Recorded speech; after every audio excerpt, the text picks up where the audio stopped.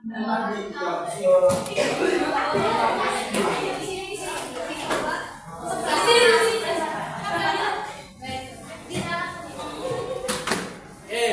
warahmatullahi wabarakatuh. Selamat siang semuanya.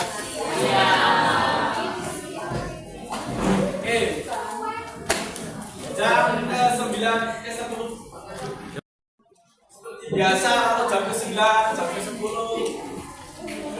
yang semangatnya udah habis, yang semangatnya masih banyak ya jarang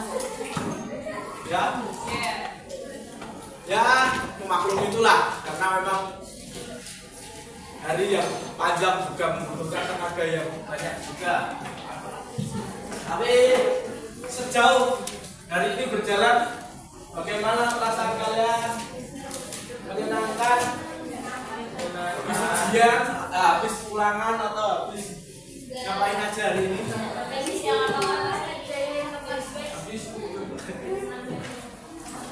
Habis gak ngapa-ngapain. Terus hari ini nilainya kita ngapain? Oh, yang ngapa-ngapain. Gak ngapa-ngapain itu gak enak loh. Capek gak ngapa-ngapain. Nah, mesti kan galau. Galau makin gak enak loh. Hari ini kita akan belajar sesuatu lagi. Tapi sebelum kita masuk lebih jauh ke sana, kita sedikit mengingat apa yang sudah kita pelajari di beberapa pertemuan minggu lalu. Kita sudah belajar apa saja? Belum ya. Berita itu ada apa saja kemarin? Strukturnya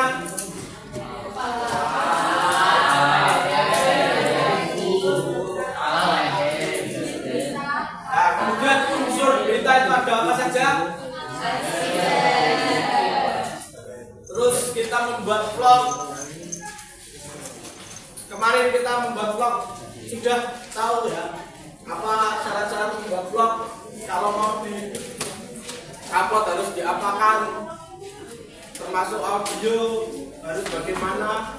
Masih ingat semuanya ya? Masih. Oke. Kalau masih ingat, kita berarti boleh lanjut ke materi selanjutnya. Kalau belum, berarti kita ulangi tadi.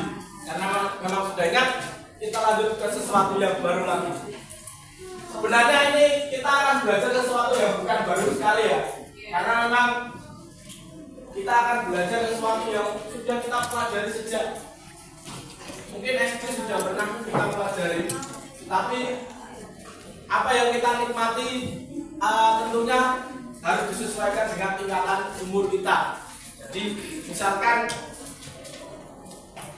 kita mempelajari sesuatu di SD, apa yang kita baca kan tentunya berbeda dengan yang dibaca oleh seorang profesor. Itu yang sedang kita usahakan belajar setiap fase yang kita jalani ini. Jadi bacaannya yang menentukan materi ini menjadi perlu dipelajari setiap fasenya. Setiap fasenya kita terus mempelajarinya. Supaya apa? Supaya kita menyesuaikan apa yang sudah kita pelajari dengan fase kita yang semakin berkembang dan dengan bacaan kita yang semakin banyak atau kosakata yang semakin banyak. Saya itu selalu punya pengalaman ya. Saya kan biasanya sharing ke kalian ya. Saya sering sharing ke kalian terkait apa yang sudah saya alami. Karena meskipun saya masih muda, setidaknya saya punya sedikit waktu lebih lama untuk belajar dari kalian, karena saya sedikit di atas kalian, sedikit aja. Ya, saya punya pengalaman ketika diajar seorang profesor. Jadi saya itu nggak suka malah kalau diajar profesor. Kenapa? Pertanyaannya kenapa? Kata-kata yang digunakan itu malah semakin sulit untuk dipahami. Bukan kata-kata yang sering kita serap, sering kita gunakan. Kenapa kok bisa begitu? Ada yang tahu? Ya, beliau mungkin mempunyai fase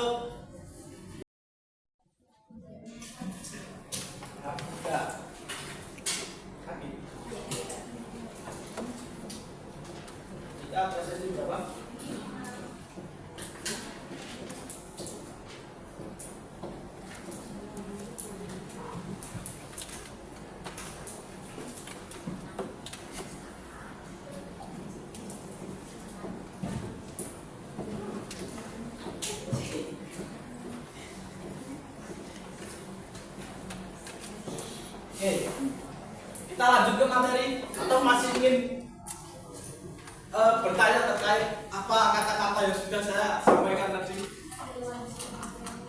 Lanjut ke materi dulu. Sesuatu yang kita coba pahami lagi, mungkin sudah kita pelajari di kelas 10, bahkan di SMP, bahkan di SD juga.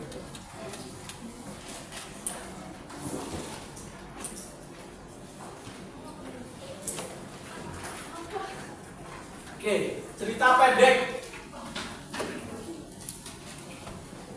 Apa itu cerita pendek, Dik?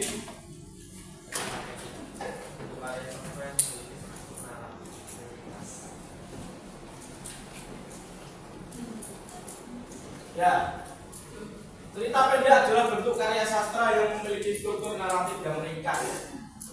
Namanya juga cerita pendek. Ya, bersifat ringkas, tidak bertele-tele. Tapi kalian pernah nggak menemukan cerita pendek yang 10 halaman, 15 halaman? Pernah nggak? Pernah nggak menemukan cerita pendek yang 10 halaman, 15 halaman? Nah, tidak ya. Kalau karya tulis berbeda lagi. Karya tulis tentang apa kan banyak juga. Oke. Cerita ini dirancang untuk memberikan pengalaman yang mendalam dan emosional dalam waktu yang singkat.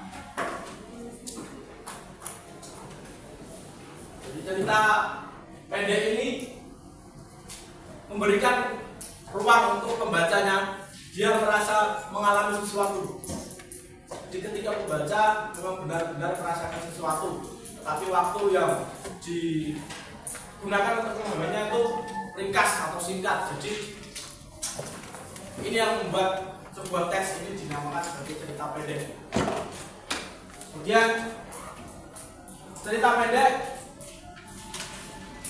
berfokus pada satu tema, satu karakter, ataupun satu konflik sentral yang menjadikannya efektif untuk mengeksplor satu ide atau perasaan tertentu. Jadi dia tidak melebar kemana-mana, tidak ada satu pembahasan kemudian membahas turun lagi. Itu membuat semakin lebar. Dia biasanya mungkin membahas satu konflik dalam satu karakter. Jadi seseorang diceritakan konfliknya dalam satu cerita pendek. Kalau satu keluarga membahas ini kakaknya pengalaman ceritanya banyak, terus adiknya banyak lagi, itu bisa jadi sebuah novel, bisa jadi sebuah cerita yang panjang dan akan menimbulkan konflik yang banyak. Ini tidak bisa dikatakan sebagai cerita pendek dan menjadikannya tidak efektif. Oke, sampai sini ada yang ditanyakan? Belum? Masih bisa dipahami ya?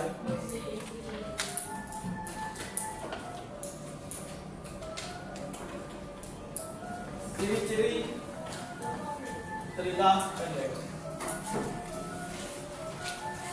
beda dari LKS. Ya mungkin ada sesuatu yang berbeda, tapi pada intinya hampir sama. Kita coba bahas dari ini dulu. Kalau di LKS apa? Coba disebutkan dulu.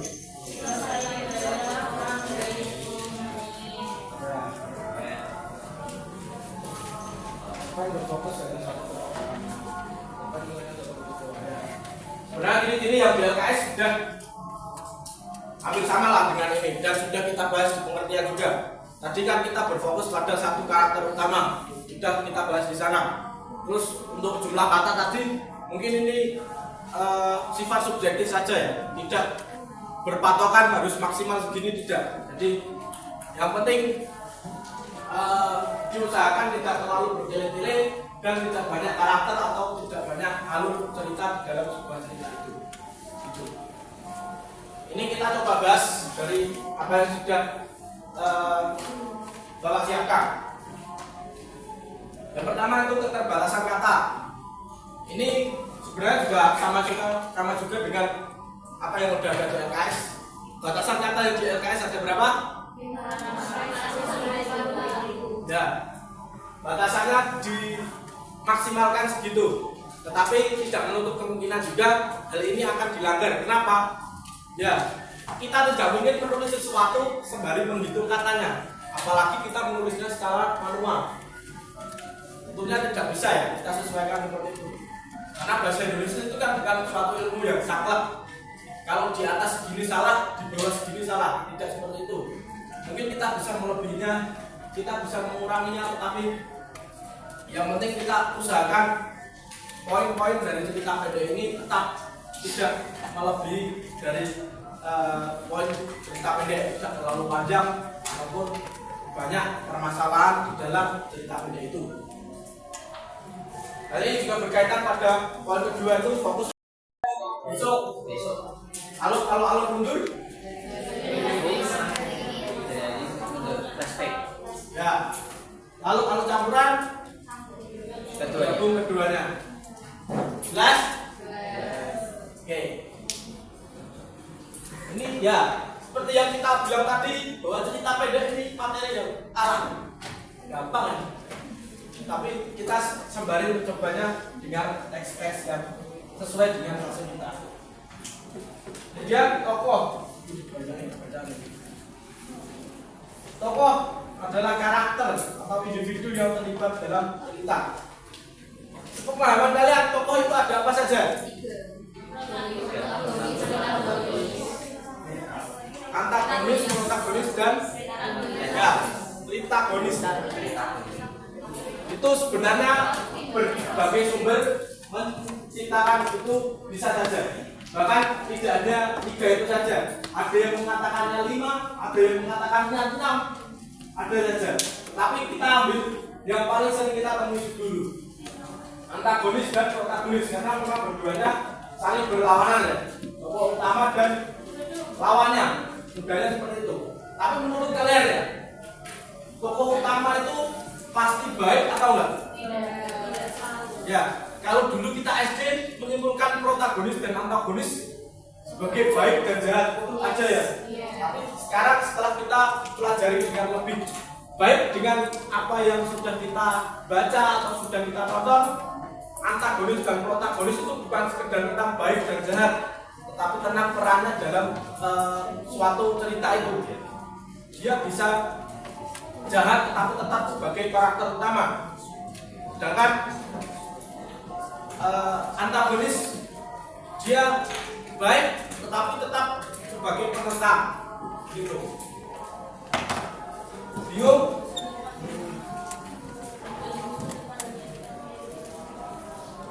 Maksudnya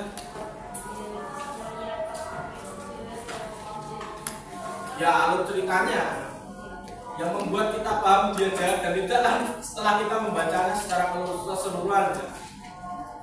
Tapi yang penting yang paling mudah kita cara menemui yang antagonis dan protagonis itu yang satu paling sering muncul, yang kedua dia yang punya konflik dan dia yang punya penyelesaian. Kan bisa saja dia sepanjang cerita jahat, tapi di akhirnya dia menjadi obat atau gimana gitu ya. Tidaknya di dalam konflik dan penyelesaiannya, karakter protagonis ini dia yang terus diselesaikan permasalahannya gitu.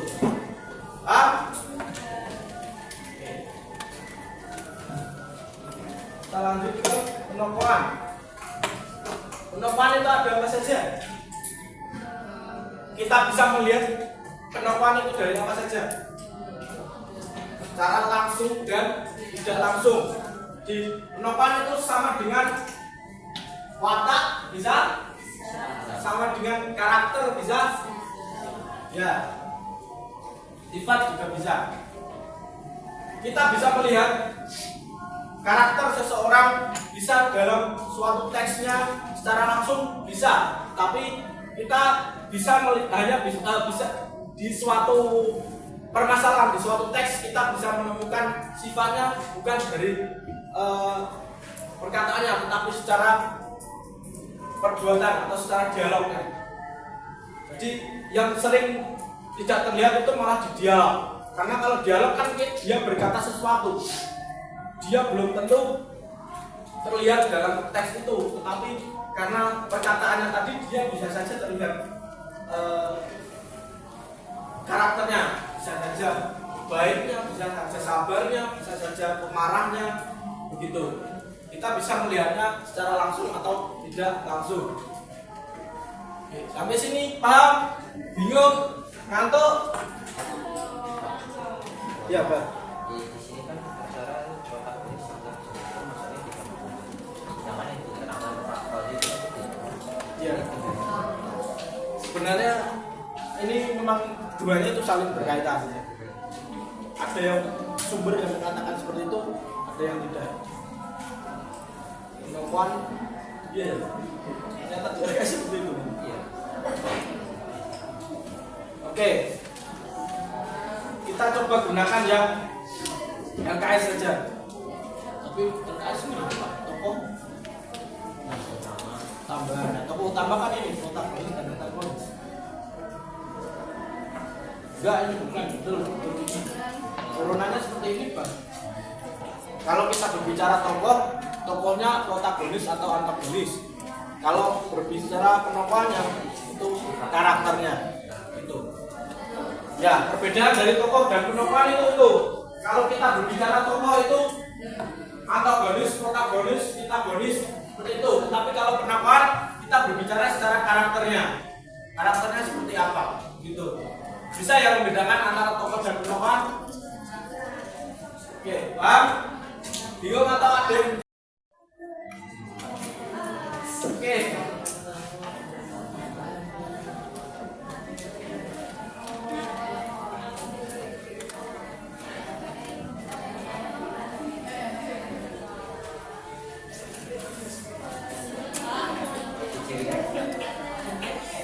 Oke, ini ada 4 permainan yang coba kita akan lakukan. Ya, seperti yang sudah saya pernah katakan tadi, kita belajar sesuatu itu tidak semuanya menyenangkan, itu tidak ada sesuatu yang berat, tapi kita harus tetap melakukannya. Jadi kita harus semangat meskipun keadaan mendesak. Oke, saya akan meminta kalian untuk berkelompok sesuai kelompok yang sudah kita bagi kemarin. Atau mau dibagi lagi?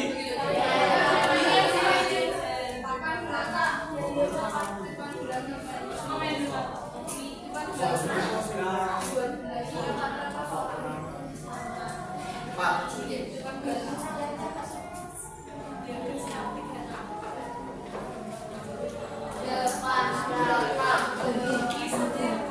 Sekretaris atau PJ-nya siapa? PJ.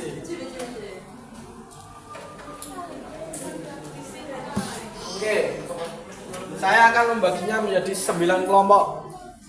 Ini ditulis apa? Random. Ya.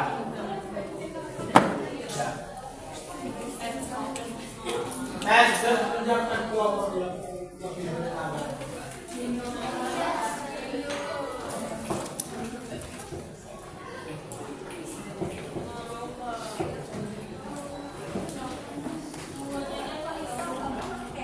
Musik banyak.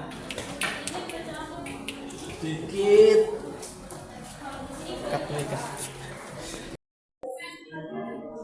Yang dapat jatah untuk menganalisis video kelompoknya siapa yang mau video?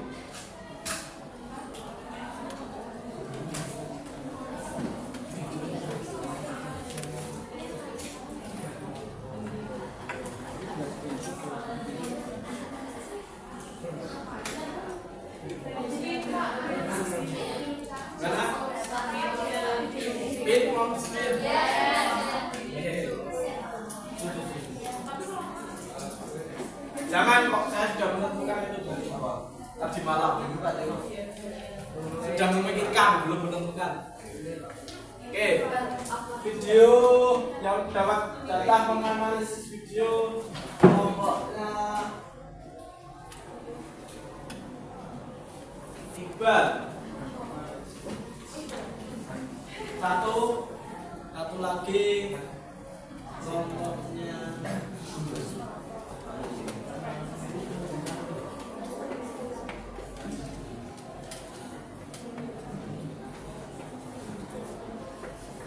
kelompoknya Nabila.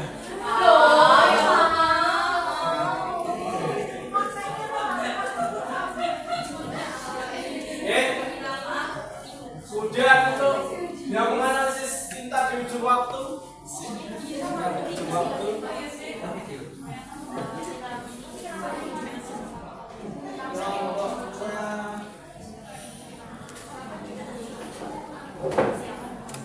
jadi dibaca dulu makanya. Kelompoknya Devanya siapa namamu? Devanya ada dua kan? Devanya Rosita ya? Siapa? Ya, berarti dulu Devanya mendapatkan teks cinta di ujung waktu. Sama Iqbal ya? Iqbal sama kelompoknya Yosa.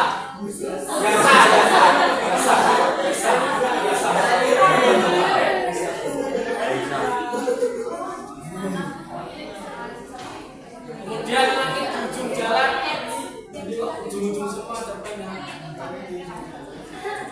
Kelompoknya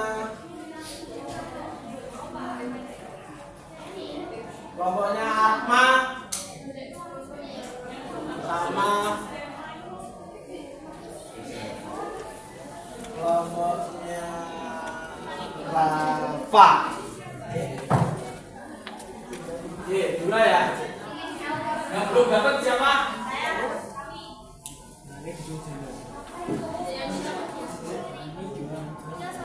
Saya bilang sama itu ya. Oke, sisanya berarti Jinja yang bilang. 3 ya berarti ya. 3 kelompok. Saya bilang untuk 3 kelompok. Oke. Ada waktu 10 menit.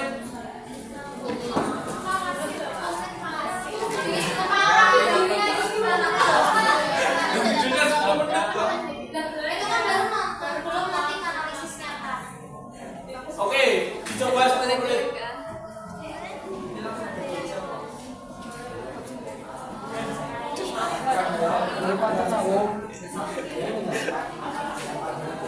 Waktunya kurang bos.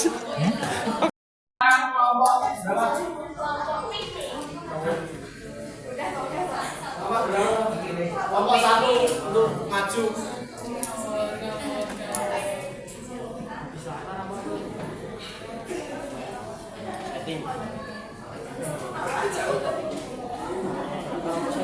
Setting mana? Setting. Yuk. Atar harus setting berarti atar apa?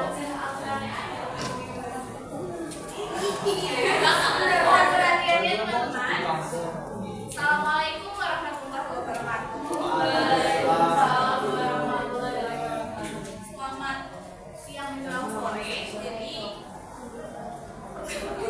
kami dari kelompok 1 IKL kelompok piknik akan mempresentasikan hasil analisis kami itu. Perkenalkan, nama saya Aulia Prabcita Ramadan, nomor prestasi 3.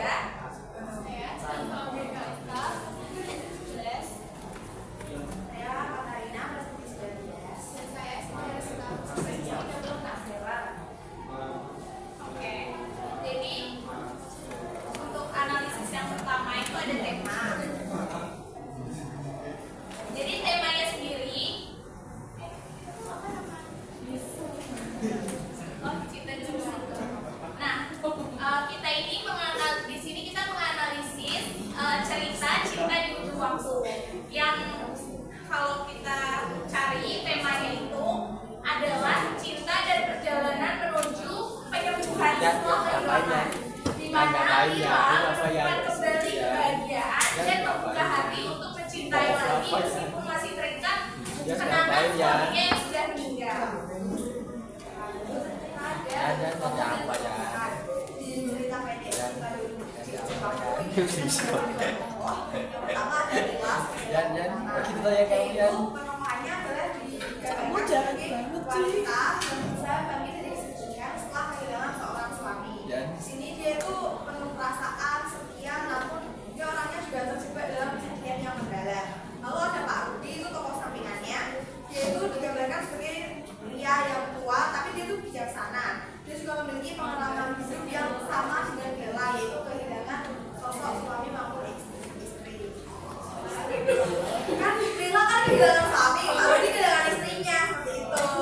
Gimana Pak Rudi itu membantu Bella menyadari kalau cinta itu berguna, tapi dapat ditemukan kembali dalam bentuk yang lain. Dia yang ketiga itu ada alurnya menggunakan alur maju. Jadi dari pertemuan antara Lela dan Semua bisa kirim.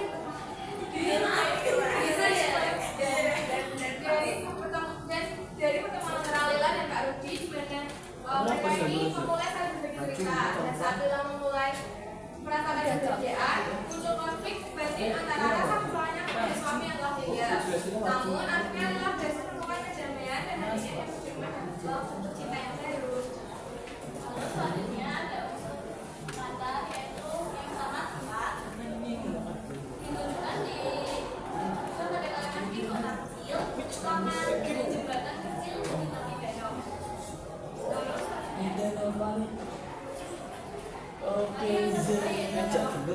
Jadi satunya malu saat suami hilang, dia ingin menunjukkan proses yang lalu yang kelima ada sudut pandang. Di mana cerpen ini menggunakan sudut pandang orang ketiga, di mana menggunakan tokoh Lila dan keluarnya, namun masih bisa mengungkapkan perasaan dan pikiran tokoh-tokohnya.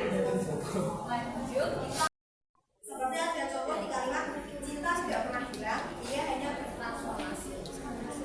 kemudian di poin selanjutnya itu ada amanah. Nah, pesan dari cerpen ini adalah jadi tidak akan hilang meskipun seorang sudah telah pergi. Cinta hanya bisa bertransformasi dan bisa ditemukan dalam bentuk lain. Ini juga mengajarkan bahwa manusia memiliki hak untuk berbagi, yaitu dapat kembali setelah melewati masa sulit dan melewati rasa hilang. Saya juga menanggapi konflik pada cerpen ini, yaitu berarti dalam kehidupan dan dia ingin merasakan kebahagiaan dan cinta yang baru dengan rasa bersalah. Dia tidak akhirnya menemukan kebahagiaan dan makna cinta yang baru yang dipasrahkan dan melupakan dengan suaminya yang telah pergi. Jadi sekian analisis dari kelompok 1 aka kelompok piknik.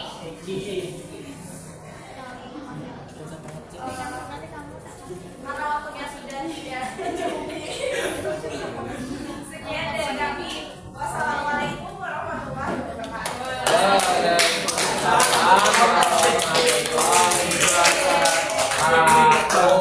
Semakin aku tulis. Oke, sisa 1 menit penjelasan yang bagus dari kelompok 1 cukup sesuai dengan cerpen dan analisis. Oke, dari pembelajaran hari ini kita sudah mempelajari apa saja?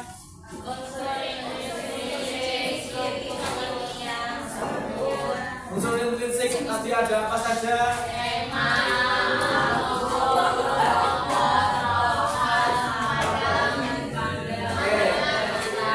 Ada yang ingin ditanyakan? Ada yang ingin pulang? Oke, bagaimana perasaan kalian hari ini? Senang. Alhamdulillah. Oke, sekian dari Pak Fauzi. Mohon maaf apabila ada kesalahan dalam tindakan, perbuatan, atau ucapan. Mohon maaf dari Pak saya.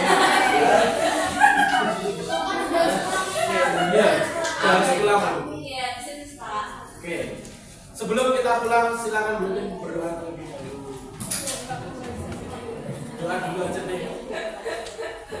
Doa dulu. Sebelum